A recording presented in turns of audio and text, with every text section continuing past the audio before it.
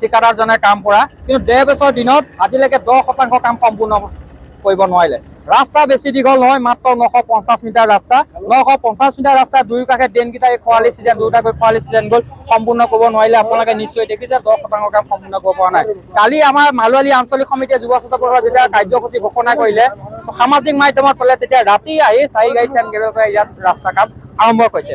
ইয়াত আমি এটা কথাই উল্লেখ কৰিব যে যোৰহাটৰ এটা গুৰুত্বপূৰ্ণ মালৱালী পথ, যিদিনাখন এই পথটোত মাননীয় মুখ্যমন্ত্ৰী ডাঙৰীয়া আহিছিলে 12 ডিচেম্বৰ তাৰিখে, সেইদিনাখন ৰাতিৰ ভিতৰতে এই ৰাস্তাটো 950 মিটাৰ কামত সম্পূৰ্ণ কৰিছিলে। কিন্তু তাৰ পাছত সেই ৰাস্তাটো কোনো কাম আজিলৈকে নাই। আমি বিভাগীয় কৰ্তৃপক্ষক যোৰহাট জিলা আয়ুক্তৰ যোগেদি আমি দুবাৰকৈ চুমাপত্ৰ মালৱালী আঞ্চলিক সমিতিৰ পৰা প্ৰদান কৰিছে, আজিলৈকে কিন্তু তাৰ কোনো সুংকুত পোৱা নাই। কাৰ আশীৰ্বাদ পুষ্ট হৈ এই ঠিকাদাৰজনৰ জিতু তপন গগৈ নামৰ এই ঠিকাদাৰজনে হয়তো দিছপুৰ কাৰোবাৰ আশীৰ্বাদ পুষ্ট হৈ 950 মিটাৰ ৰাস্তা সম্পূৰ্ণ কৰিব পৰা নাই। আমি এই প্ৰতিবাদস্থলীৰ পৰা আমি অসম চৰকাৰ আৰু গড়কাপ্তানি বিভাগক আমি দাবী জনাব বিচাৰিছো, যদি অনাগত 2 মাহৰ ভিতৰত যদি এই 950 মিটাৰ ৰাস্তা যদি সম্পূৰ্ণ কৰিব নোৱাৰে, বিগত দিনত স্থানীয় ৰাইজৰ সহযোগত ইয়াত আমি ভয়ংকৰ কাৰ্যসূচী আমি গ্ৰহণ কৰিম।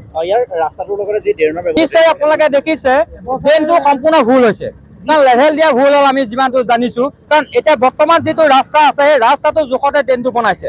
যদি ইয়াৰ ওপৰত WMM হ'ব, তাৰ ওপৰত DPD হ'ব, তাৰ ওপৰত কাৰ্পেটিং হ'ব, কিন্তু তৎসত্ত্বেও যদি সিমানটো ওপৰত যেনেহ'লে আৰু এফুটৰ ওপৰত এই ৰাস্তাটো ওখ হ'ব। এফুটৰ ওপৰত ওখ হ'বলৈ হ'লে ড্ৰেইনটো এফুটৰ তলত থাকিব।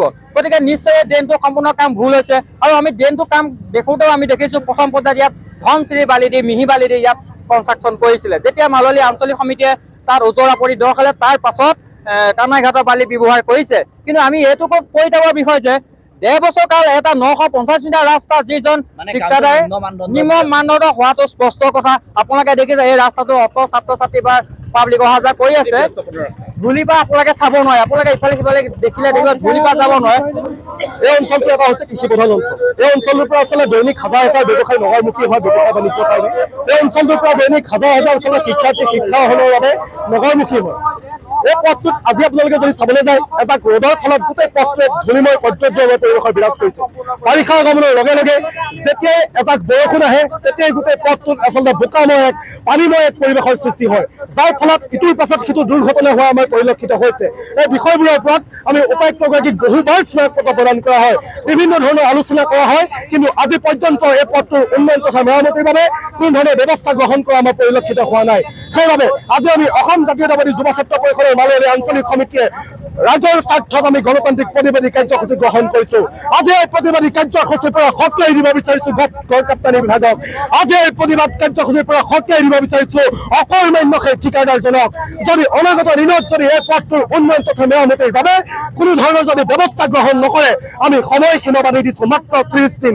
যদি 30 দিনৰ ভিতৰত যদি এই পথটোৰ উন্নয়ন তথা মেৰামতিৰ বাবে কোনো ধৰণৰ ব্যৱস্থা গ্ৰহণ কৰা আমি নেদেখো, তেতিয়া কিন্তু আমি অনিৰ্দিষ্টকালীনভাৱে মালৱালী পথ স্তব্ধ কৰি দিম।